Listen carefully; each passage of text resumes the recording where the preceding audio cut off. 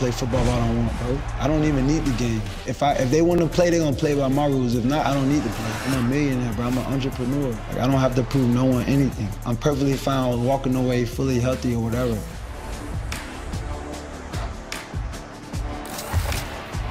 That mustache is just a lot for me. I need to take a moment and compose myself. Another day, another update to the AB helmet saga. The latest development is Antonio Brown filing a second grievance against the NFL over his helmet, a source told our Adam Schefter. Stephen A., let me ask you this.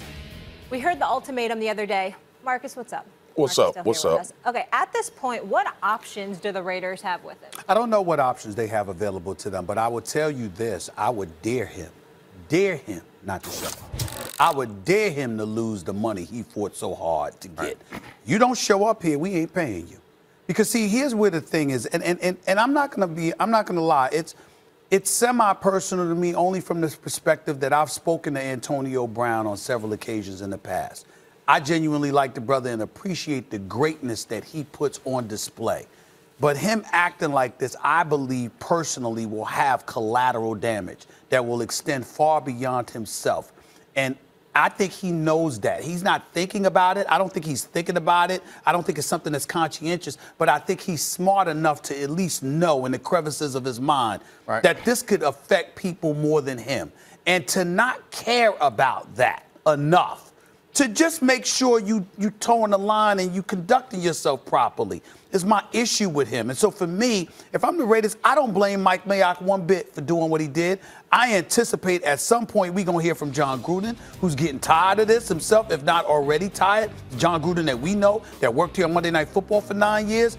And I would dare this man to cost himself a dime. So that's what I would do. We all agree that the Raiders have no recourse. Like, they can't do anything to make him show up. But I do think that arguing that he's impacting more than just him, I think is a stretch. Because what he is doing now, I think people would categorize as being a part of the legacy, frankly, of wide receivers in the NFL. Like, this fits into the trope of diva wide receivers or high-profile, high-maintenance wide receivers. Like, this is not a new thing. This is something that we kind of consider for a lot of wide receivers in history. So I don't think that Antonio Brown has the power to change that perception or has the power to perpetuate it any further than it's already gone. Okay. I think what he does now shines a bad light on him, and it'll shine a bad light on him that will stick. It's going to be a stain that sticks because we have like that mustache.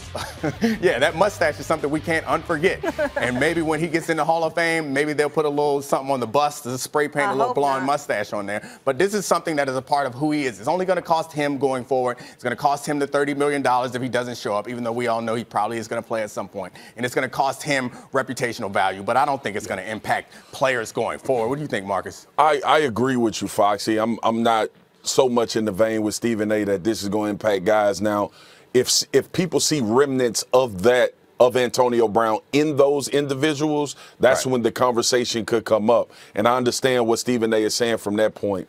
But here's my thing, and it's kind of like a question. I'm going to say this, and it's a question I want to pose to you guys. To me, it feels like Antonio Brown is in a power struggle with the NFL. It seems like Antonio Brown wants to be bigger than the Shield per se. And we know the perception that the Shield has, good and bad, Foxy and Stephen A. You've been covering this for a long time. I would if I had the opportunity to sit down with Antonio Brown, I would tell AB, hey, man, you're not going to win this one, bro. Like, this is the battle that you're waging. Think about the things that he said. AB has talked about not needing the game. He's an entrepreneur. He doesn't need to play. He's accomplished and made as much money as he possibly can make. He's filing grievances over a helmet. He showed the saga in Pittsburgh last year. It seems like not only the people that he's laid, as far as Stephen A. talking about the bodies that he's left, it seems like he has a vendetta over the league that he's playing in. Well, listen. And to me, that power structure is what this is really about, as opposed to a helmet grievance. I would tell you this. That makes sense, and I wouldn't blame him if he did, because if you speak to a plethora of players, as both of you have, You do hear guys speaking about the lack of diversity in the NFL league office, in the Players Association, NFL Films, the list goes on and on, as something that needs to be addressed. Obviously, there are African Americans that work in all three entities, but at the same time, the numbers could clearly be higher. Having said all of that, we can't escape the fact that, again, if you're going to conduct yourself that way, and Dominique, I'm just going back to my quarter century as a journalist covering sports and the relationships that I have with owners, executives, players, on coaches, etc. You hear people alluding to things like this and using it as an excuse to come at other people who are not nearly as egregious as, say, an Antonio Brown would be in this situation. And you would just want to see that when there's a level of greatness emanating from somebody, that they would be cognizant and mindful enough to think about somebody less than them, because to recognize, I could get away with this potentially. But guess what? Somebody else on the come up has no shot. And I do think there's a responsibility to kind of set an example, and I don't think he's thinking about that. I don't think that's completely out of nowhere, but I just think like the accommodationalist like strategy is not something that I necessarily believe in. But I do understand what you're saying, and I think that what I find interesting is people like Ryan Clark was on here yesterday, and Marcus Spears just said it, where we're all giving him these long, passionate soliloquies and saying, if we could get with him, this is what we would tell him. Like, we think that somehow that's going to have an impact on Antonio Brown. Antonio Brown is who he is. We can't pretend like this newfound success is which turned him into the player or turned him into the person who would have these type of petty Dominique, I would tell you, he's been like this the whole time. I would tell you personally, I'm directing this message personally to you.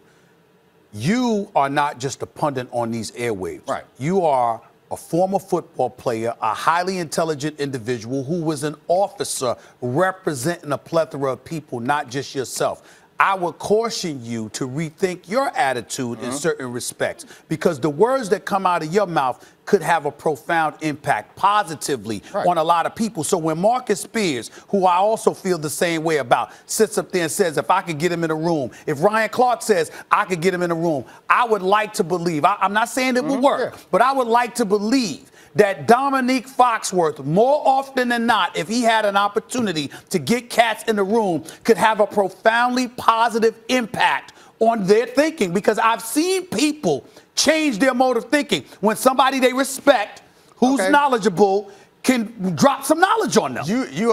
That is a masterful debate move that you pull right there, because you're playing on my ego, and I want to jump in, and I want to say,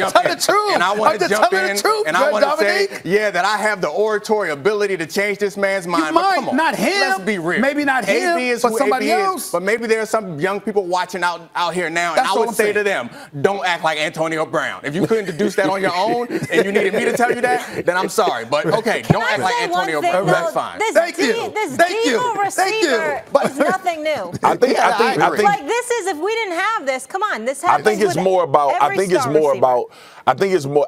think it's so much about getting in the room with him, Foxy. Right. I think it's more about letting AB know, like, how it looks. He knows how it looks. The way he don't care. Well, I'm not sure.